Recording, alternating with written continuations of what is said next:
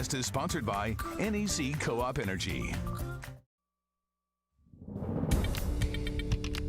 Howdy there, Coastal Bend. Good Saturday evening to you. We had a cloudy day today, but we finally are seeing some sunshine. Still a couple clouds out there, but we are on the downhill slide in terms of temperatures for the evening. 84 is where we're sitting right now, and temperature is going to only drop maybe 10 degrees or so from where we are right now. That's because those clouds are unfortunately going to return overnight, and those winds aren't going to die down that much more. So that's going to keep our temperatures on the mild side. So that's where we'll start tomorrow morning, and then we're going to get up to 88 or so tomorrow afternoon, so maybe a degree or two warmer thanks to a couple fewer clouds than we saw today. So here's those three things that we're going to see consistently this week. Humidity, wind, and our temperatures are going to stay pretty stagnant. So here's the first thing, that humidity. It's going to make for some pretty rough hair days this week. Dew points over 70 almost every day, and then add on the wind on top of that.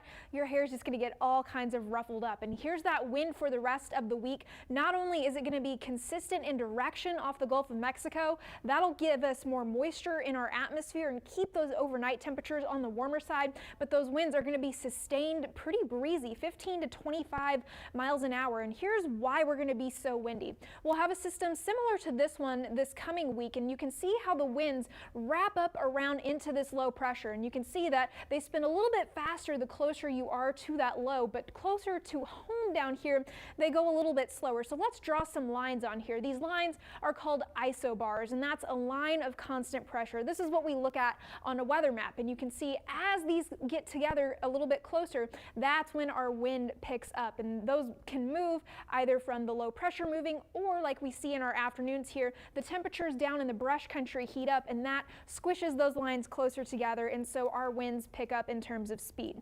Now that third thing that's going to stay consistent this week is our temperatures. Both the highs and the lows are going to be really persistent throughout the week. So highs around 88, 89, maybe up to 90, and then those temperatures overnight in the 70s, or mid 70s I should say.